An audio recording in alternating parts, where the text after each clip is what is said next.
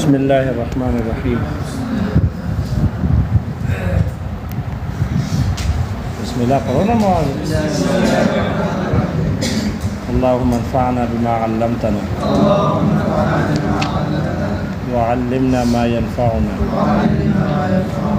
اللہم الہمنا مراشد امورنا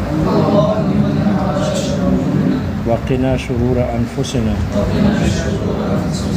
ربنا تقبل منا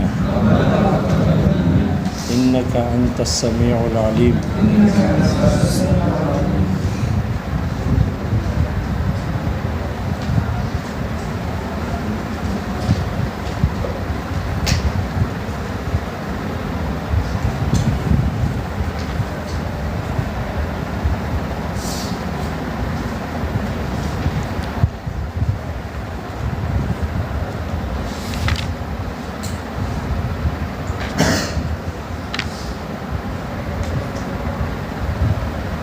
کل یہ بیان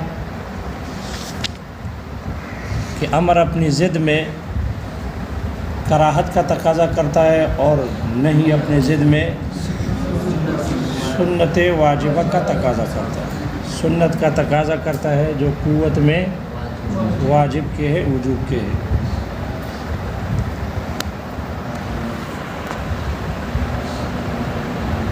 آیا ہمارے نزدیک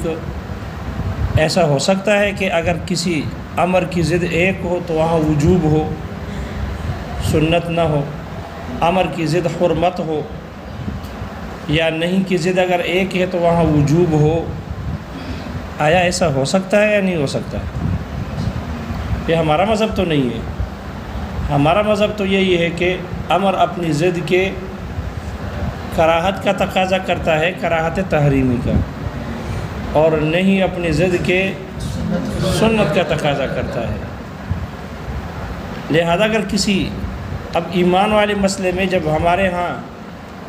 ایمان لانے کا حکم ہے تو کیا کفر مکروہ ہوگی؟ امر اپنی ضد کے کراہت کا تقاضا کرتا ہے تو ایمان لانے کا جب حکم ہے تو ایمان لانے کی ضد ہے کفر کرنا، تو کیا کفر مکروہ تحریمی ہوگی یا حرام لعین ہی ہوگی؟ کراہت تحریمی تو نہیں ہے نا، کراہت تو نہیں ہے بلکہ بعین ہی حرام ہے۔ تو یہ جو آپ ضابطہ بیان کیا، والمختار عندنا، ہمارے نزدیک راجح اور پسندیدہ قول مذہب یہی ہے، تو پھر اس کا کیا جواب ہوگا کہ جب امر کی ضد یہ مکروہ تحریمی ہے تو اس کا مطلب ہے کہ پھر کفر مکروہ تحریمی ہونا چاہیے، حرام لعین ہی نہیں ہونا چاہیے، اور کفر پر نہیں آئی ہے کہ لا تکفر، کفر نہ کرو، تو کفر کی ضد ایمان لانا ہے۔ اس کا معنی ایمان لانا سنت ہے جو قوت میں واجب کے ہے، ایمان لانا فرض نہیں ہے۔ پتہ نہیں اشکار ہو رہا ہے؟ لیکن یاد رکھنا اصول اور قاعدہ تو ہمارے یہاں یہی ہے کہ امر اپنی ضد کے کراہت تحریمی ہونے کا تقاضا کرتا ہے۔ امر کی ضد مکروہ تحریمی ہوگی الا یہ کہ اس پر کوئی اور دلیل سمعی، کوئی دلیل نقلی وارد ہو جائے اس کے قبیح حرام لعین ہی ہونے پر۔ اب جیسے امر بالایمان ہے تو امر بالایمان اس کی ضد کفر ہے، تو امر کے عقلی دلیل کی وجہ سے تو ہم کہیں گے کہ کفر مکروہ تحریمی ہے، اور کفر حرام لعین ہی بھی ہے اس لیے کہ اس کے حرام ہونے پر بھی دلائل موجود ہے۔ کفر کے حرام ہونے پر بھی دلائل موجود ہے۔ تو اب کفر جو حرام ہے اس وجہ سے نہیں کہ ہم نے وہ مذہب ثالث و یا رابع لے لیا کہ ہمارے نزدیک اگر امر کی ضد ایک ہوگی تو حرام ہوگی، تحریم کا حکم ہوگا، نہیں کی ضد ایک ہوگی تو وجوب کا حکم ہوگا۔ ہم نے وہ مذہب اختیار نہیں کیا، ہمارا اپنا ہی مذہب ہے۔ تو یہاں پر جو کفر کے حرام ہونے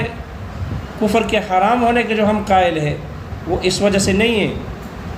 کہ دوسرا تیسرا مذہب ہم نے قبول کیا، اختیار کیا، بلکہ اس وجہ سے کہ اس کے حرام لعینہ ہونے پر، حرام ہونے پر اور دلائل موجود ہیں، دوسرے دلائل موجود ہیں، ان دلائل کی بنیاد پر، ان پر مستقل مقصودی طور پر دلائل موجود ہونے کی وجہ سے وہ حرام ہے، تو ان دلائل کی وجہ سے وہ حرام لعینہ ہی ہے، اور امر بالایمان کی وجہ سے وہ مکروہ تحریمی بھی ہے، مکروہ تحریمی بھی ہے۔ اسی طرح نہی عن الکفر، نہی عن الکفر، کفر سے منع ہے تو اس کی ضد ایمان ہے، ایمان لانا ہے،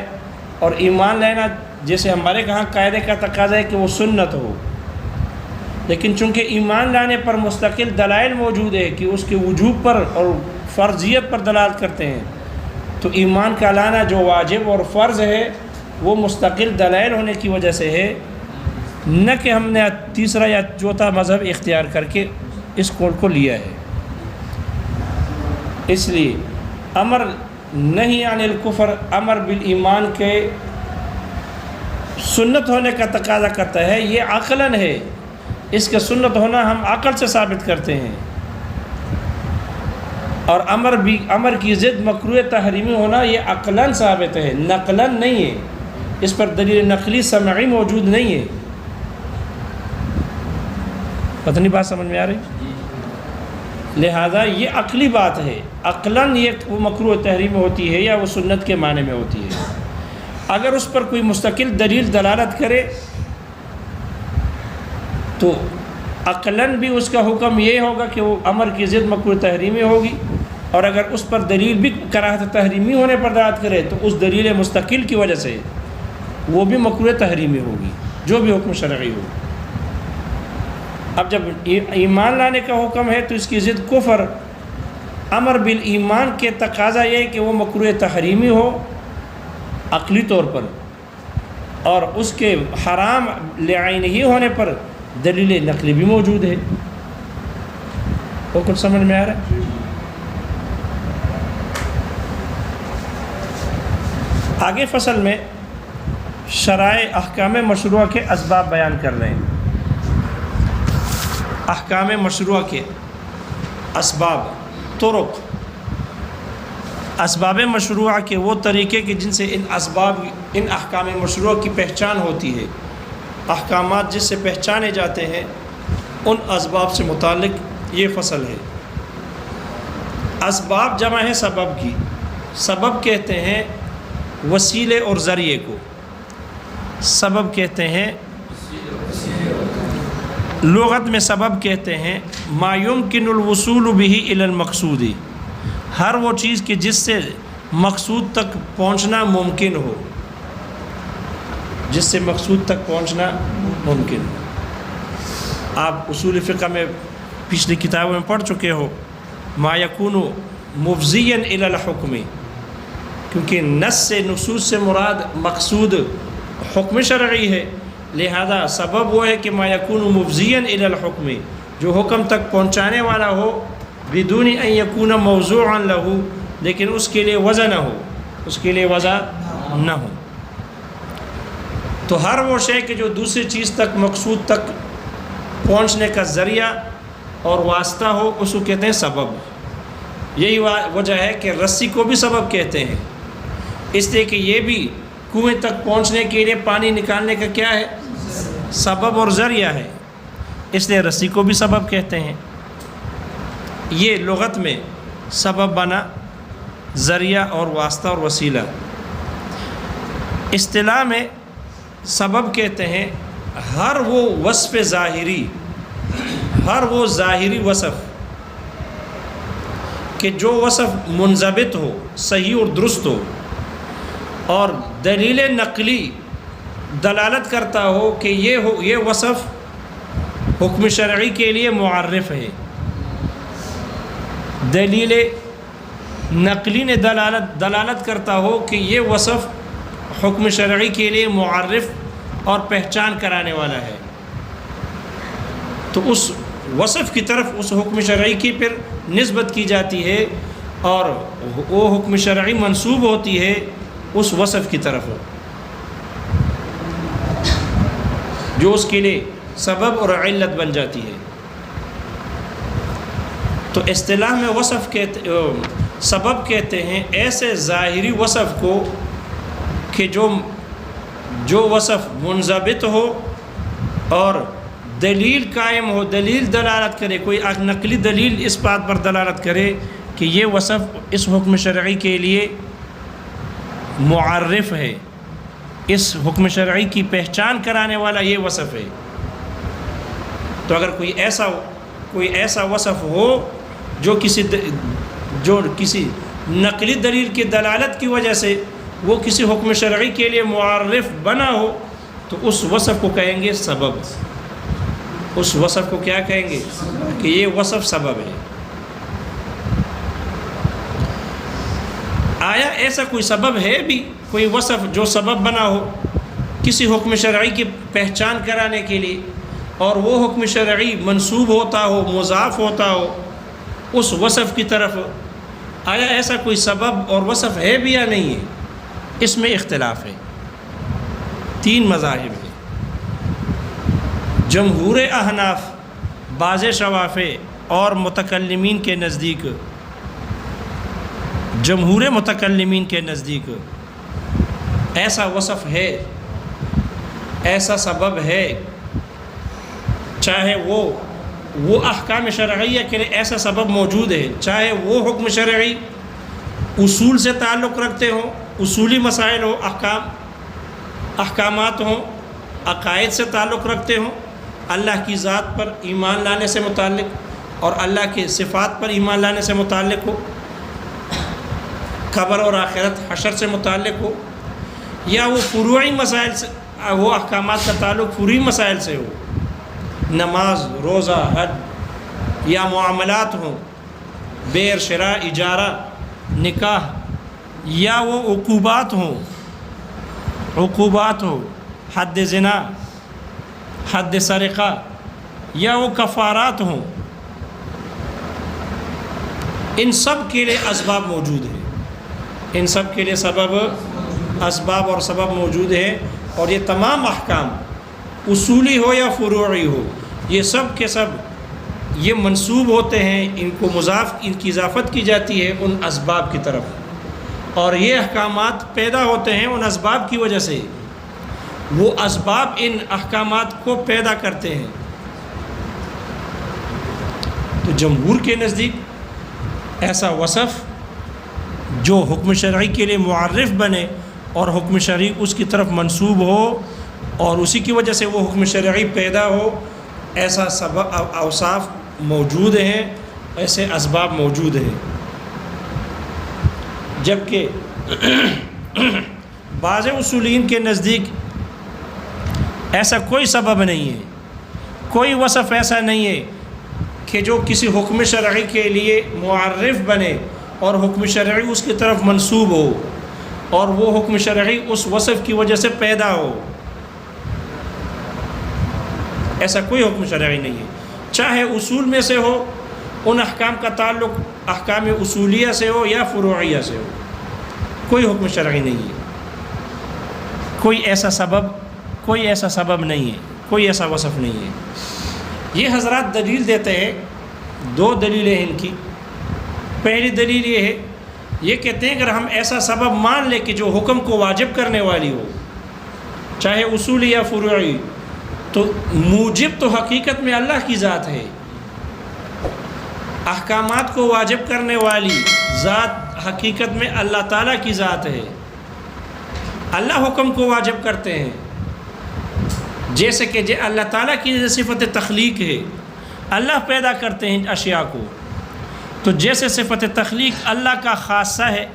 اسی طرح صفت ایجاب بھی اللہ تعالیٰ کا خاصہ ہے، احکامات کے موجب واجب کرنے والی ذات اللہ تعالیٰ ہے، اور یہ اللہ کا خاصہ ہے، اللہ کے ساتھ خاص ہے،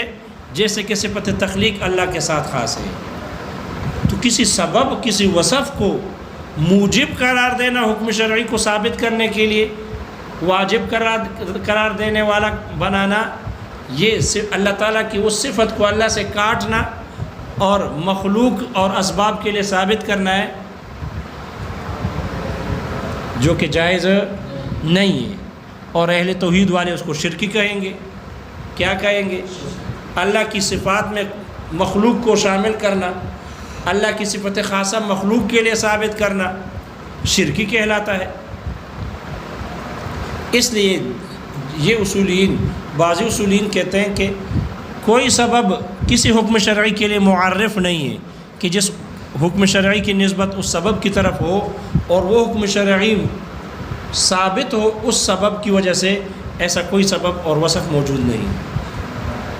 ورنہ پھر اللہ تعالیٰ کی صفت ایجاب کا اللہ تعالیٰ سے کاٹنا لازم آئے گا، مخلوق کے لیے ثابت کرنا لازم آئے گا، جو کہ درست نہیں ہے۔ اشکال سمجھ میں آ گیا ان کا؟ دوسری دلیل ان کی یہ ہے، دوسری دلیل، یہ پہلے دلیل تھی ان کی، دوسری دلیل یہ ہے، وہ کہتے ہیں کہ احکام میں اور اسباب میں انفکاک نہیں ہوتا، اسباب میں اور احکام میں جدائی نہیں ہوتی، انفکاک نہیں ہوتا، اسباب اور احکامات دونوں ملے ہوئے ہوتے ہیں۔ اگر ہم احکامات کے لیے اسباب کو موجب بنائیں اور احکامات کی نسبت اسباب کی طرف کریں تو پھر احکامات اور اسباب میں انفکاک لازم آئے گا، دونوں میں انفکاک لازم آئے گا، اور ان میں انفکاک جائز نہیں ہے، اسباب اور احکام کے درمیان انفکاک جائز نہیں ہے۔ اور اگر ہم احکامات کے لیے اسباب کو موجب مانیں گے اور ان احکامات کے لیے یہ کہیں گے کہ ان کی نسبت اسباب کی طرف ہے، تو پھر اس صورت میں ان میں انفکاک پایا جائے گا، ان میں انفکاک ہوتا ہے، ان میں انفکاک۔ اگر یہی اسباب موجب ہیں ان احکامات کے لیے تو پھر ان میں انفکاک نہیں ہونا چاہیے، حالانکہ انفکاک ہے، ان میں جدائی نہیں ہونی چاہیے، لیکن جدائی ہے۔ کیوں؟ اس لیے کہ اگر یہی اسباب ہی موجب ہیں تو اسباب تو شریعت سے پہلے موجود تھے، احکام شریعہ کے لیے اسباب موجود تھے، کائنات موجود تھی، کسی نے اللہ کی ذات پر ایمان نہیں لایا، یہی صبح شام ظہر مغرب عشاء موجود تھی لیکن نمازیں نہیں تھی، نمازیں، یہی مال اموال اور مویشی موجود تھے، زکوٰۃ نہیں تھی، یہی خانہ کعبہ بیت اللہ موجود تھا لیکن حج نہیں تھا، یہی رمضان کا مہینہ آتا رہا جاتا رہا لیکن روزہ واجب نہیں تھا، یہی لوگ ایک دوسرے کو قتل کرتے رہے لیکن حدود نہیں تھے، قصاص نہیں تھا، لوگ قسمیں کھاتے تھے، کفارات نہیں تھے، تو اسباب تو موجود تھے، احکامات نہیں تھے۔ معلوم ہوا کہ اسباب کی احکامات کے موجب اسباب نہیں ہیں، احکامات منسوب نہیں ہوتے اسباب کی طرف، کیونکہ ان میں انفکاک نہیں ہوتا، اور یہاں انفکاک ہے۔ معلوم ہوا یہ اسباب یہ موجب نہیں ہے، یہ احکامات کو واجب نہیں کرتے۔ یہی وجہ، اسی طرح اگر دارالحرب میں کوئی آدمی ایمان لے آئے، مسلمان ہو جائے دارالحرب میں، اور ابھی دارالاسلام اس نے ہجرت نہیں کی، تو ان کے حق میں صبح اور شام موجود ہے، ان کے پاس مال موجود ہے، لیکن ان پر نہ حج فرض ہے، نہ ان پر زکوٰۃ ہے، نہ ان پر نماز فرض ہے، اسباب موجود ہیں، ثابت ہے، ان کے حق میں متحقق ہے، لیکن ان پر احکامات نہیں ہیں جب تک کہ دارالاسلام ہجرت نہ کرے۔ معلوم ہوا اسباب میں اور احکامات میں انفکاک پایا جاتا ہے، حالانکہ ان میں انفکاک نہیں ہوتا۔ اگر یہی اسباب ان احکامات کے لیے یہ موجب بنتے ہیں اور احکامات کی نسبت انہی اسباب کی طرف ہوتی ہے تو پھر ان میں انفکاک نہیں ہونا چاہتے، حالانکہ دیکھو انفکاک ہے۔ ان دو دلیلوں سے پتہ چلا کہ احکامات کے لیے کوئی سبب نہیں ہے، کوئی ایسا وصف نہیں ہے کہ جو ان کو واجب کرنے والی ہو۔ پتہ نہیں ان کے دلائل سمجھ میں آ گئے؟ ان کا جواب دیا مصنف نے کہ ہم نے کب کہا ہے کہ تمام اشیاء میں تمام احکامات کے موجب اسباب ظاہریہ ہی ہیں؟ ہم بھی کہتے ہیں کہ تمام احکامات شرعیہ کا موجب حقیقی، مؤثر حقیقی وہ اللہ تعالیٰ کی ذات ہے۔ اللہ نے نماز کو فرض کیا ہے، اللہ نے روزے کو فرض کیا، اللہ نے حج کو فرض کیا ہے، زکوٰۃ، عبادات، معاملات یہ اللہ نے لازم کیے ہیں، اللہ نے فرض کیے۔ ہم بھی یہ کہتے ہیں کہ تمام اشیاء میں مؤثر حقیقی اور موجب حقیقی اللہ تعالیٰ کی ذات ہے، لیکن اللہ تعالیٰ ہم سے مخفی ہے، ان کے احکامات ہم سے مخفی ہے۔ ہمیں کیسے پتہ چلے گا کہ اس وقت اللہ تعالیٰ ہم سے کیا چاہتے ہیں؟ زکوٰۃ کی ادائیگی چاہتے ہیں، نماز کی ادائیگی چاہتے ہیں، حج کی ادائیگی چاہتے ہیں، وہ اللہ کا جو امر ہے وہ ہم سے مخفی ہے، اللہ ہم سے مخفی ہے، ہمیں کیسے پتہ چلے گا؟ تو اللہ نے اس کے لیے اسباب ظاہریہ کو اس کے قائم مقام، اپنے اوامر کے قائم مقام بنا دیا۔ اسباب ظاہریہ کو، جو علامت ظاہریہ ہے، ان علامتوں کو ہم دیکھیں گے، جب وہ علامت پائی جائے گی تو ہم سمجھیں گے کہ اب اللہ تعالیٰ ہم سے زکوٰۃ کی ادائیگی چاہتا ہے۔ جب وہ علامتیں پائی جائے گی تو ہم سمجھ جائیں گے کہ اب اللہ تعالیٰ ہم سے عصر کی نماز چاہتا ہے۔ لہذا اللہ تعالیٰ نے مؤثر حقیقی ہر شے میں اللہ تعالیٰ کی ذات ہے، لیکن چونکہ اللہ تعالیٰ کی ذات اور ان کے اوامر ہم سے مخفی ہے، اس لیے اللہ تعالیٰ نے اسباب ظاہریہ کو اس کے قائم مقام بنا کر ان احکامات شرعیہ کی نسبت ان اسباب کی طرف کی جاتی ہے، ان ظاہری علامات کی طرف کی جاتی ہے، اور یہ کہا جاتا ہے کہ جب یہ سبب اور یہ علامت موجود ہو تو اس وقت اللہ تعالیٰ کا حکم متوجہ ہے نماز کا یا زکوٰۃ کا یا حج کا، اس لیے احکامات۔ تو ہم نے کبھی انکار نہیں کیا کہ صفت وجوب، صفت ایجاب یہ اللہ تعالیٰ کی صفت خاصہ نہیں ہے، اور اسباب کی طرف احکامات کی نسبت کرنے سے، اسباب کو بھی موجب بنانے سے لازم نہیں آتا کہ اللہ تعالیٰ سے وہ صفت ایجاب کٹ گئی ہے، نہیں، بلکہ اسباب کی طرف نسبت ہونے کے باوجود بھی حقیقت میں یہ صفت ایجاب اللہ ہی کی صفت ہے۔ اس کی مثال ایسی دی ہے جیسے کہ وہ تلوار قتل کا سبب ہے، تلوار قتل کا سبب ہے، تو قاتل کا جو قتل واقع ہو گیا حکم، یہ اس کے قتل کا سبب، قاتل کے قتل کا سبب، مقتول کے قتل کا سبب تلوار ہے، لیکن قتل کی نسبت قاتل کی طرف کی جاتی ہے، قتل کی نسبت، حالانکہ سبب ظاہری کیا ہے اس کا؟ وہ تو تلوار ہے، تو تلوار قاتل، تلوار کی طرف نسبت ہے، لیکن قاتل کی طرف بھی نسبت ہے، تو قاتل کی طرف نسبت کرنے سے یہ لازم نہیں آتا کہ اس کی نسبت تلوار کی طرف نہیں ہو سکتی، یا تلوار کی طرف اس کی نسبت ہونے سے لازم نہیں آتا کہ اس کی نسبت قاتل کی طرف نہیں ہو سکتی، نہیں، ایک حکم کی نسبت ایک سبب نو، دو سو، تین کی طرف، تین اسباب کی طرف بھی ہو سکتی ہے۔ اس لیے کہ لا مزاحمت فی الاسباب، اسباب میں مزاحمت نہیں ہے، ایک حکم کے لیے علتیں اور اسباب کئی سارے ہو سکتے ہیں۔ پتہ بات سمجھے؟ لہذا جیسے قتل کی نسبت اس کا سبب حقیقی تلوار ہے، نسبت قاتل کی طرف کی جاتی ہے، تو اسی طرح احکامات کی نسبت بھی اسباب کی طرف کی جاتی ہے۔ سبب حقیقی اور موجب حقیقی اللہ تعالیٰ کی ذات ہے، اور لیکن چونکہ مخفی ہونے کی وجہ سے اس کے اسباب ظاہریہ کی طرف اس کی نسبت کی جاتی ہے، اس لیے اسباب کی طرف اس کی نسبت کرنے سے اللہ تعالیٰ کی طرف سے، اللہ تعالیٰ کی طرف اس کی نسبت کا کاٹنا لازم نہیں آتا۔